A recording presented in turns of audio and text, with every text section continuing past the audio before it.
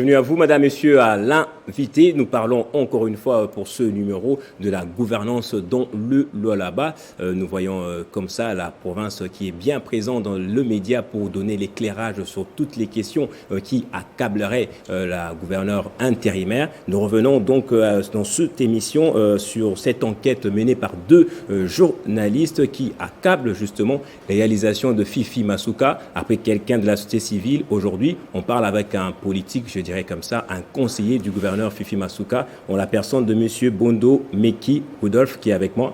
Bonjour et bienvenue à vous. Bonjour M. Gaëtan, merci beaucoup. Alors très récemment, j'ai parlé de ce sujet avec quelqu'un de la société civile, Mardoché Nsele. Nous avons essayé d'analyser, critiquer l'enquête menée par deux journalistes en la personne de Ben Akili et son confrère.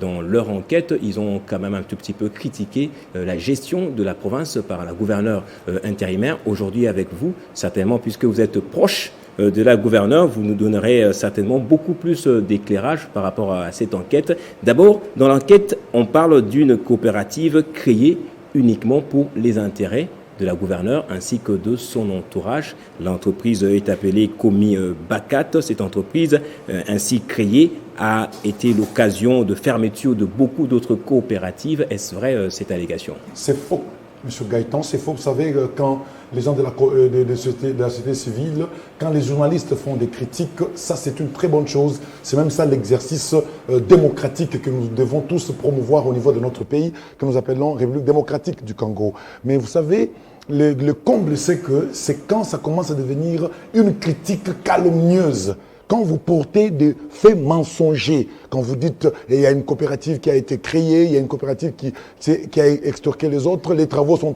à l'arrêt, là maintenant ça devient grave. Et puis, quand vous parlez pas sans avoir le titre, les journalistes, vous êtes attachés à des chaînes de télévision et radio qu'on connaît et qu'on identifie très bien. L'UNPC est là devant nous en donner plus de lumière et vous venez si vous présentez comme journaliste indépendant. À quel moment une enquête menée par des journalistes devient une calomnie? Quel est le seuil justement au-delà duquel on peut parler d'une enquête calomnieuse? L'étalon des mesures ou les seuils de la calomnie, c'est en fait la comparaison aux réalités du terrain. Le terrain nous dit quoi? C'est pourquoi je suis là, M. Gaëtan, pour parler de faits réels, avérés, documents et preuves à l'appui, que tout ce qu'ils ont dit ici était de la calomnie et sans en avoir même qualité, parce que je les connais, ils sont tous liés à des chaînes de télévision et radio identifiées en tant que telles au niveau de l'UNPC, qui puissent vous confirmer même ici qu'ils n'ont jamais été d'investigation indépendante. Mais bon, un journaliste d'investigation peut porter le label d'un média, ça existe. Vous avez raison tout à fait. Vous savez quoi? La presse est un quatrième pouvoir dans la mesure où celle-ci est en train de dire vrai, la vérité. Mais quand elle commence à propager des mensonges, elle devient un vecteur de mensonges. Ça devient donc un outil propagandiste. Elle n'est plus un quatrième pouvoir, ça ne sert plus à rien à la regarder. Et moi, je suis en train maintenant peut-être d'être sceptique. Et même ceux-là qui recevraient quelqu'un qui n'a pas qualité, en tant que tel, il se vend. Et puis vous le recevez. Moi, je suis ici, je me présente en tant que ministre de l'énergie nationale. Vous me recevez en tant que tel. Vous pensez que même votre émission sera considérée. Excusez-moi, je ne voudrais pas qu'on aille sur ce terrain là-bas. Mais moi, je vous dis que la calomnie est quand les faits qui sont avérés sur terrain sont en train de s'écarter largement de ce qui est déclaré par des personnes qui n'en ont pas qualité. Voilà, l'enquête c'est une chose, mais les faits, vous dites que vous avez des faits qui contredisent justement cette enquête menée par ces journalistes qui ne reflètent pas du tout la réalité sur terrain. Mais ma question est celle de savoir, est-ce qu'il existe réellement une coopérative du nom de Komi Bakat? Cette coopérative, M. Gaëtan, est à l'intention de tous les Congolais qui me suivent ici et des Lualabais qui me suivent. Cette coopérative a été créée depuis 2008. Et par un député national au nom de Honorable Fifi Masuka Saini, qui n'avait... Alors voilà, c'est là qu'il y a les problèmes. Bien, voilà, très bien. Ce n'est pas interdit qu'un député ait une coopérative. Ils n'ont pas dit ça non plus. Je vous assure même que ce n'était pas elle seulement. Ses collègues de 2006 le savent. Ses collègues de 2006, parce que c'était même une initiative commune pour les coopératives, donc générale pour tous les députés. C'était comme cela. Il n'y a pas que elle. Maintenant, quand elle a accédé au poste de gouverneur par élection, elle a quitté, n'est-ce pas? Elle a quitté la gestion de cette coopérative parce qu'elle ne peut pas être gestionnaire et encore être président, c'est pas moi, ou gérante de cette coopérative là-bas. Elle a quitté. Je vais vous laisser une copie ici du procès verbal de l'Assemblée extraordinaire. Maintenant, les résolutions uniques sont désignées membres du conseil de gestion de la Komi Bakat, les personnes ci-après, Monsieur Alain Kapoupa, Monsieur Marlene Nyota, Landry Mona, vous allez voir qu'elle n'est plus dedans. Les documents qui circulent sur les réseaux là-bas, Monsieur Gaëtan, est un vieux document, là où elle n'est plus, elle n'apparaît plus aux statuts actuels. Vous êtes un journaliste d'investigation, allez vous rendre compte que les derniers statuts que nous avons aujourd'hui, Monsieur Landry, son Excellence Massouk en tant que gouverneur, ne fait plus partie de cette coopérative là-bas. Parlons maintenant Ça date de quand, comme ça? Pardon? Ça date de quand, ce document? L'Assemblée générale extraordinaire. Comme ça permettra aux gens d'avoir un peu plus d'idées. Bien avant que la coopérative ne puisse commencer à travailler. Parce qu'il faut que je vous dise, Monsieur Gaëtan, cette coopérative Comibacat a travaillé pour sa première fois au mois de mai 2021. Le service de la division... Depuis que Marsouka est gouverneur. Depuis qu'elle est gouverneur, vice-gouverneur. C'est en ce moment-là que la coopérative a repris du service. Vous comprenez? Écoutez-moi, oui. Ce n'est pas parce qu'il est gouverneur que certains droits qui lui sont accessibles doivent lui être retenus, doivent être retirés. Non, pas du tout. Il faudra qu'on soit correct. Maintenant, je vous dis que quand il était vice-gouverneur, n'ayant pas vraiment les faveurs que tous les autres pouvaient avoir, même un ministre avait plus d'avantages qu'elle. Est-ce que vous comprenez? Cette coopérative là-bas, en son nom, ne devait pas avoir un carré minier, plutôt une zone d'exploitation artisanale qu'on appelle ZEA. Elle n'en avait pas. Monsieur Gaëtan, c'est en mai 2021 que cette coopérative a commencé à travailler. 2021. Alors, comment expliquer une coopérative qui, il n'y a pas longtemps, a commencé à travailler, mais aujourd'hui, c'est la coopérative qui continue à gagner du terrain. Elle a plus de carrés miniers que les vieilles coopératives. Votre question est très bonne, Monsieur Gaëtan. Pourquoi? Parce que... Apparemment, elle a plus de faveur que d'autres. Non, je vais vous dire maintenant le problème. Où est-ce que le bas blesse? Cette coopérative là-bas est partie s'installer à côté des autres deux grandes coopératives. Dans le site de Kimbalassani. Il s'agit de la coopérative communelle et de la coopérative Komiascoop. Komiascoop, qui est la coopérative dont on a arrêté 17 camions transportant injustement et de manière indue de l'uranium. Est-ce que vous comprenez? C'est que c'est une coopérative dont la présence commence à gêner. C'est une coopérative, quelque part, pour ceux-là qui se sont prétendus de roi, qui a créé, qui est en train de toucher maintenant, qui découvre comme la nudité du roi. Il y a un crime de lèse-majesté créé par cette coopérative ici, M. Gaëtan. Je vais vous donner encore les documents ici, parce qu'on l'a accusé. On dit qu'elle ne paye pas, M. Gaëtan. Je vais vous en donner ici des preuves. Prenez les bordereaux des banques. Vous pouvez retracer cela. Cette coopérative travaille très bien. Et l'on a déclaré par des journalistes, des prétendus journalistes, dire que cette coopérative, M. Gaëtan, a déjà fait sortir sans payer 42 000 camions. M. Gaëtan. Ça, c'est un reçu de $50 et un autre reçu de $900, dont je ne sais pas lire les libellés. Ah, ce sont des documents de quoi? Ce sont des bordereaux des banques, parce qu'il s'agit en fait de la taxe, hein, parce que les coopératives payent une taxe de transit. Le transit a deux volets. Il y a un volet qu'on appelle transfert. C'est lorsque les produits de l'artisanat minier quittent une province vers une autre. En l'occurrence, quitter la province du Lualaba vers une autre. Et c'est beaucoup plus la province du Haut-Katanga. Il s'agit d'un transfert. Là, vous payez $250. Et lorsque la coopérative prend d'un site minier à un autre, sans quitter les frontières ou les limites de la province, c'est ce qu'on appelle un intersite. Ça paye $100. Comibacat travaille dans l'intersite. Et quand on quitte le pays?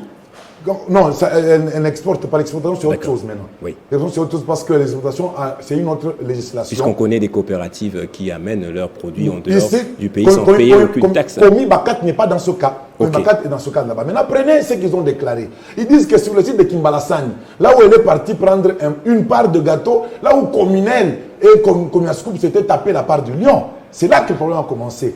On dit qu'elle a fait sortir 42 camions, n'est-ce pas, sans payer. Prenons le calculatrice, M. Gaëtan. 42 000 camions, excusez-moi, c'est d'ailleurs impossible. Mais multipliez cela par combien? Par $100. Vous allez avoir 4 200 000. Mais si vous allez au niveau de la Afriland First Bank, les relevés ont montré, et ils ont ça. À Colosie, ils ont ça. Les relevés montrent que la Comibacat a déjà payé 6 700 000 $. Au-delà de ce qu'ils disent là-bas. Pourquoi cela? Parce qu'il n'y a pas que... Eux, ils se sont peut-être concentrés que sur les $100 que l'on paye. Mais il y a d'autres frais, au-delà de ces $100, que la Comibacat est en train de payer en bonne et due forme. Donc la Comibacat, qui est une entreprise qui a appartenu autrefois à Fifi Massouk, paye la taxe. C'est une entreprise modèle maintenant. En bonne et due forme. Demandez au service de la direction provinciale du SAEMAP, qui encadre les exploitants miniers qui sont regroupés dans les coopératives. Demandez à la division des mines, c'est l'ingénieur Noël Manchonde. Il va vous dire, j'ai les relevés avec moi ici, j'ai les statistiques qui sont payées, qui sont récoltées. Vous allez voir que cette coopérative ne s'est jamais de verser dans des activités. Attendez, j'ai ça. Mais pourquoi d'autres coopératives ferment entre-temps? Non, il n'y a aucune coopérative qui a fermé. Et les carrés miniers d'autres coopératives qui sont prises de force? Non, mais je vais clarifier. On parle des carrés miniers pour les entreprises industrielles qui ont des permis d'exploitation. Okay. On parle des carrés miniers. Maintenant, on parle des zones d'exploitation artisanale, ZEA. les ZEA, oui, pour l'exploitation minière artisanale. Okay. L'industriel, permis, et nous, artisanal, c'est... Donc il y a eu une confusion dans l'enquête. Très grande confusion. Ils ne maîtrisent pas les choses. Il y a vraiment un enchaînement logique dans les faits, M. Gaëtan. J'espère qu'on sera dans le temps. Justement. Bien entendu. Cette coopérative, M. Gaëtan, ne devrait pas être autour du problème parce que ça devait même la force de son excellence Masuka Saïni. Si vraiment c'était pour elle. Parce que c'est là, en ce moment ici je vous parle, elle est parmi les deux plus grandes qui contribuent et qui payent normalement. Là-bas. Est-ce que vous savez, M. Gaëtan, que le Laba a présenté, donc le gouverneur, son excellence Masuka Saïni, a présenté un budget rectificatif qui a revu les recettes à la hausse, jusque, tenez bien, M. Gaëtan, à 57%. Pourquoi? Parce que les recettes qui étaient prévues au bilan initial étaient de 50 recettes propres de la province, 50%, on attendait l'extérieur. Maintenant, tout ce qu'on a donné à l'extérieur ne venait pas. Tout ce qu'ils ont prévu n'entrait pas non plus. Mais depuis qu'elle est aux affaires, maintenant ça va faire 10 mois, elle a pris le bâton de pèlerin pour sensibiliser les Chinois, les tenanciers des dépôts, les présidents de coopératives, les trésors, M. Gaëtan, et les recettes ont augmenté, excusez-moi, de manière vertigineuse, M. Gaëtan. Aujourd'hui où nous parlons, elles sont multipliées par 18. Monsieur, par 18, est-ce que vous tenez bien? Bondo Meki Rudolph, au début, vous avez semblé vanter un tout petit peu le journalisme. Vous avez dit il est de droit pour un journaliste de faire des investigations. Mais comment comprendre aujourd'hui que l'un des enquêteurs, Ben Akili, je pense, a été licencié de manière illégale par son employeur? Non, vous n'avez exercé aucune pression. Je ne veux... Attendez, c'est une chaîne privée. C'est une chaîne privée. D'un individu qui a des relations avec la gouverneure. Tous les Congolais au Lualaba ont des relations avec la gouverneure. Non, ne cherchons pas des poux dans la tête d'un chauve, M. Gaëtan. Ce que je vais vous dire, c'est moi, ce que j'ai suivi. Est-ce que vous savez qu'il a été licencié? Non, un directeur général pour avoir mené une enquête dans une province qui se vante beaucoup, qui est plus dans les médias. Non, j'ai suivi M. Gaëtan qui a une suspension. Que j'ai suivi verbal à la radio ou télévision. C'est pas un licenciement. Ce n'est pas un licenciement. Mais ce monsieur là-bas, vous venez de me dire ici qu'il est DG, qu'il est licencié. Voici les incohérences. Mais quand il se présente devant vous, il n'est pas journaliste lié à une chaîne. Il est indépendant. Est-ce que c'est ça l'UNPC? C'est possible de mener une enquête de manière indépendante alors qu'on a un label d'un média. Il faut se présenter en tant que tel parce qu'aujourd'hui au Congo, la réalité c'est que chaque chaîne a une tendance politique. Qu'on ne se cache pas le visage. Nous devons connaître qui nous sommes. Il devait dire l'idée de quelle chaîne. L'autre là est d'une chaîne aussi. L'autre est de Blessing. L'autre est de Yalisano. C'est pas toutes les chaînes qui ont des tendances politiques. Oh mais donnez-moi une qui n'en a pas. Mais ce n'est pas l'objet de notre discussion aujourd'hui. Monsieur Jonathan, nous sommes Congolais, nous connaissons à fond. Nous connaissons à fond. Ça veut dire que c'est ça la réalité. Il aurait fallu commencer par là pour savoir quelles sont les motivations qui poussent ces jeunes gens à venir parler là-bas. Nous allons aller parce qu'ils ont parlé des poteaux, ils ont parlé des contrats, ils ont parlé de tout ça. Je voudrais qu'on arrive, vous allez vous rendre compte qu'il y a eu d'autres motivations qui les ont poussés sans qu'ils ne puissent se munir d'autant de suffisamment de preuves pour venir faire un reportage d'investigation. Les enquêtes, M. Gaëtan, sont une bonne chose, sont indicateurs et révélateurs pour la bonne marche de la qualité de la démocratie, justement. Voilà. Okay. Est-ce que Masuka admet la critique? Pardon? Pourquoi elle n'a pas essayé de recevoir ces journalistes, lire les enquêtes ils sont partis, après donner sa version de fait? Non, ils sont partis à Kinshasa parler et ils ne sont jamais venus voir. D'ailleurs, moi, regardez. Ils ont même rencontré aussi les autorités de la coopérative pour avoir les données, les vraies données. Même pas, M. Gaëtan. Vous êtes un journaliste. Oui. Un investigateur va. Et puis il va dire quoi? si je vis de vos restaurants, vous dites quoi? M. Bondo a refusé de parler. Vous dites ça dans vos enquêtes, dans votre rapport. Je suis allé le voir, il a refusé de parler. On n'accuse pas quelqu'un sans l'avoir entendu. Il aurait fallu aller aussi à la source. Nous avons tels éléments, nous voulons contre-vérifier. Si on ne vous accueille pas, vous venez le dire. Pas dans un coin avec des éléments incomplets, vous venez déclarer n'importe quoi dans une scène nationale. Si moi je viens ici en tant que conseiller de son Sylvie Massouka Saïni, c'est parce que la province là-bas, ce n'est pas une ETD. Elle n'est pas liée, elle n'est pas libérée, elle est liée parce que c'est la continuité du pouvoir central. Si moi je suis venu ici, c'est parce que le là-bas n'est pas un pays à part. C'est une partie de la RDC. Si on commence à donner le mensonge, nous devons venir pour chasser la brume. Elle risque d'apporter des mauvais jugements, des préjugés sur un individu qui travaille d'ailleurs correctement. Comme je viens de vous le dire ici, pourquoi personne n'a parlé? J'ai suivi les médias nationaux ou comment? Personne n'a parlé du fait que cette dame ici, au bout de 10 mois, elle a trouvé des dettes. On l'accuse de mégestion. L'autre a dit même 1000 fois pire. 1000 fois. Est-ce que vous comprenez? Un journaliste. Ils auraient aimé que 1000 fois pire. Richard Mouyage revienne. Voilà, vous comprenez. Ça veut dire que... C'est comme ça aussi que déclame la population sur le terrain. Non, Monsieur Gaëtan, quand un scientifique parle, vous sentez. Mais quand c'est des sentiments ou c'est quelque chose d'étranger qui vous est mis, parce qu'il y a eu un petit morceau de pain, on sait ce qui se passe. Maintenant, regardez ce que je vais vous dire. Fifi Massouka, on l'accuse de mégestion, mais je vous dis ceci. Cette personne qu'on traite de mégestionnaire, c'est celle-là qui n'a pas endetté la province, ça fait maintenant 10 mois. Aucune dette dans aucune banque. Aucun crédit. C'est cette personne-là qu'on accuse, Fifi Massouka Saïni, qui est en train de payer les dettes qu'on a laissées par son excellence Maurice Manguès quand il était aux affaires. Elle les paye. Cette personne ici, c'est elle qui a amélioré les conditions des travailleurs du gouvernement et des services rattachés au gouvernement. Ils sont payés 13 fois par mois, par an maintenant, parce qu'il y a eu un 13e mois. Même le mois dernier, ici, ils ont obtenu tous ce qu'on appelle l'argent de scolarité ou de cahiers. Nous avons quelques images aussi avec nous, là, derrière vous. Oui, bien si sûr. vous voulez le voir, voilà. Merci beaucoup. Okay. Vous allez comprendre que cette dame ici est en train de construire. Ils ont dit, l'autre là, Benaki, il a même parlé, je ne vais pas parler son nom, je suis un peu malaisé. Il a dit quoi? Il a dit, les travaux sur Ungungandu sont arrêtés. Vous savez, Ungungandu, c'est quoi? C'est une grande avenue qui était devenue un ravin. Dans l'élément là-bas, vous allez voir qu'il y a un grand ravin là où elle est habillée en blanc. Elle est en train de partir, elle est accompagnée. Et Ungungandu, aujourd'hui, on a remblayé tout cela. C'est devenu c'est une route asphaltée. Je parle asphaltée. Les ravins... Est-ce qu'il y a eu une route terminée jusque-là, jusqu'ici? Mais écoutez, Monsieur Gaëtan... Parce qu'apparemment, vous avez tous les moyens. Monsieur Gaëtan... Vous vous vantez de quelques éclairages publics... Monsieur Gaëtan... dans lesquels aussi on vous accuse des mégestions. Monsieur Gaëtan, c'est incohérence tout ce que vous voyez, tout ce qu'on vous présente là. Écoutez ce que je vais vous dire, Monsieur Gaëtan. Ce n'est qu'au Congo, à l'époque où, au moment où Fifi Massouka Saïni commence à faire des exploits comme une nationaliste patriote, que l'on commence maintenant à croire qu'on peut terminer 14 km de route asphaltée et des drains, n'est-ce pas, en 6 mois. Ce n'est pas facile. Pendant ce temps, vous mobilisez les fonds, vous devez payer, même la technicité. Demandons aux techniciens qui sont en train de nous écouter. Vous allez faire 14 km de route en 6 mois, terminé, asphalté, bicouche.